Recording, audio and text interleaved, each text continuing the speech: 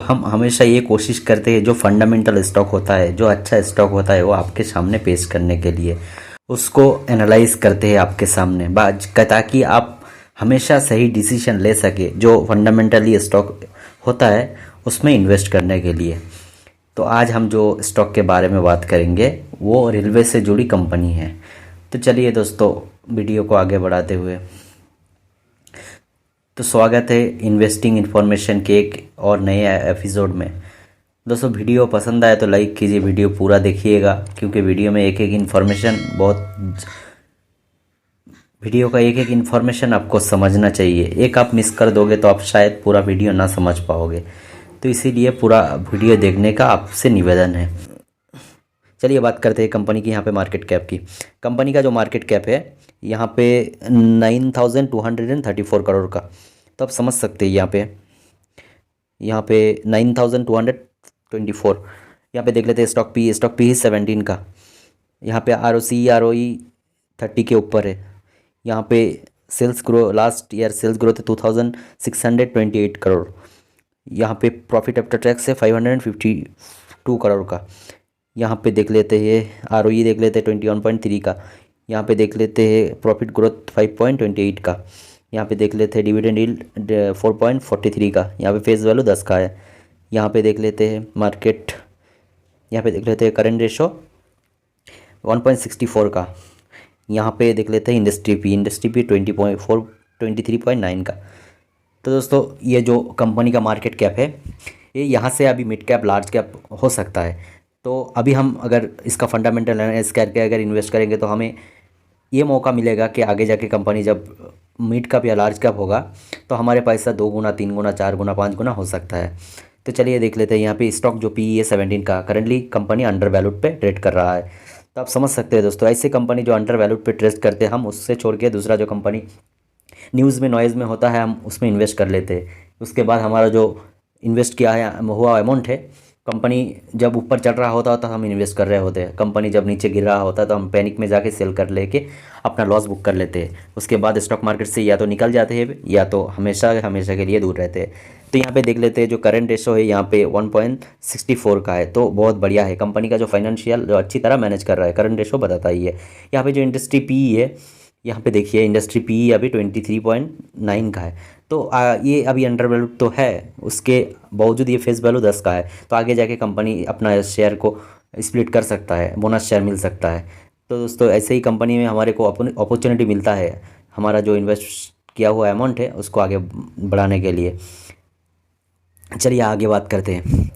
तो दरअसल कंपनी यहाँ पे ये करती है, कंपनी यहाँ पे देख लेते हैं कंपनी का जो यहाँ पे है कंपनी जो इस्टेब्लिश हुआ है यहाँ पे 1974 में, राइट्स इंडिया हुआ है 1974 में। कंपनी पब्लिक सेक्टर की कंपनी है। लीडिंग प्लेयर द ट्रांसपोर्ट, यहाँ पे transport consultancy and engineering sector in India. तो कंपनी यहाँ पे ट्रांसपोर्ट एंड कंसल्टेंसी सर्विस देती है, इंजीनियरिंग। यहाँ पे कंपनी डाइवर्सिफाइव है। यहाँ पे अगर जियोग्राफिकल रीच बहुत बड़ा है कंपनी का, बहुत 180 से ऊपर देशों के में इनका प्रेजेंट है। तो यहाँ पे देख लेते हैं कंपनी का जो 50 DMA और 200 DMA देख लेते हैं। यहाँ पे कंपनी अभी 50 DMA के पास चल रहा है और 200 DMA के ऊपर है। तो हमें जब इन्वेस्ट करना चाहिए कंपनी, हमेशा देखना पड़ता है कि कंपनी कहीं अंडर ओवरवैल्यूड तो नहीं है। तो हमें ये देखने से पता लगता है जब कंपनी 50 DMA के नीचे चलता है या करीब चलता है, हम उस टाइम उसमें इन्वेस्ट कर सकते हैं। तो चलिए आगे कंपनी का प्रोस एंड कॉन्स देख लेते हैं। कंपनी का प्रोस है, company has reduce debt. Company zero debt है, कंपनी जो भी डेट था अपना पे कर चुका है। Company is almost debt free. Company has been maintaining healthy dividend 68.2% का। देखिए कंपनी का जो डिविडेंड है वो इतना अच्छा है, बहुत बेहतर है, क्योंकि कंपनी लास्ट ईयर 6 रुपये का डिविडेंड दे चुका है। तो हम ऐसे कंपनी में अगर इन्वेस्ट करेंगे तो हमारा डिविडेंड से ही जो इनकम आ जाएगा उसमें हमारे को कुछ तो रिटर्न मिलेगा। उसके बाद कंपनी जो प्राइस फ्लक्चुएशन का जो फ़ायदा है वो हमें मिलेगा। तो कंपनी का यहाँ पे कॉन्स भी है, कंपनी का कॉन्स एक देख लेते हैं। Company has delivered a poor sales growth in 11.9 past 5 years. तो कंपनी यहाँ पे जो लास्ट अपना 5 साल का जो यहाँ पे सेल्स ग्रोथ है वो बहुत कम 11.9 का। तो कंपनी ये थोड़ा यहाँ पे ये थोड़ा ये थोड़ा नेगेटिव पॉइंट है, आगे जाके कंपनी इसको सुधर सकता है।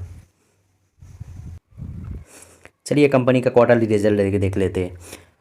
कंपनी का जो सेल्स है वो यहाँ पे देख लेते हैं, क्वार्टर ऑन क्वार्टर बेसिस पे यहाँ पे बढ़ रहा है। तो ये हम समझ सकते हैं कंपनी का बिजनेस अच्छा चल रहा है, इसलिए क्वार्टर ऑन क्वार्टर बेसिस पे कंपनी का जो सेल्स है वो बढ़ रहा है।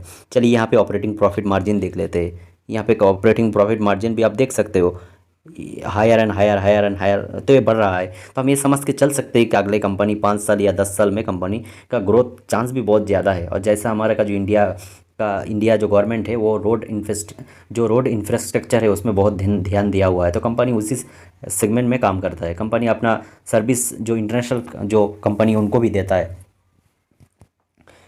चलिए यहाँ पे प्रॉफिट बिफोर टैक्स देख लेते हैं। यहाँ पे वो भी यहाँ पे बढ़ रहा है। तो हम समझ सकते हैं कि कंपनी में ग्रोथ तो है, यहाँ पे दिख रहा है हमें। तो दोस्तों वीडियो में आगे बढ़ने से पहले एक चीज़ आपसे शेयर करता हूँ। देखिए दोस्तों, ये कंपनी का जो एनालाइज है सिर्फ एजुकेशनल पर्पस के लिए है, तो आप ये बात ध्यान रखिएगा। चलिए यहाँ पे नेट प्रॉफिट मार्जिन देख लेते हैं। यहाँ पे नेट प्रॉफिट देख लेते हैं। जो नेट प्रॉफिट है यहाँ पे देख सकते हो, कंपनी नेट प्रॉफिट में भी बढ़ रहा है, यहाँ पे अर्निंग पर शेयर में भी बढ़ रहा है। तो ये सब कुछ हमें ध्यान रखना पड़ता है। तो चलिए आगे बात कर लेते हैं कंपनी का प्रॉफिट एंड लॉस स्टेटमेंट में। चलिए यहाँ पे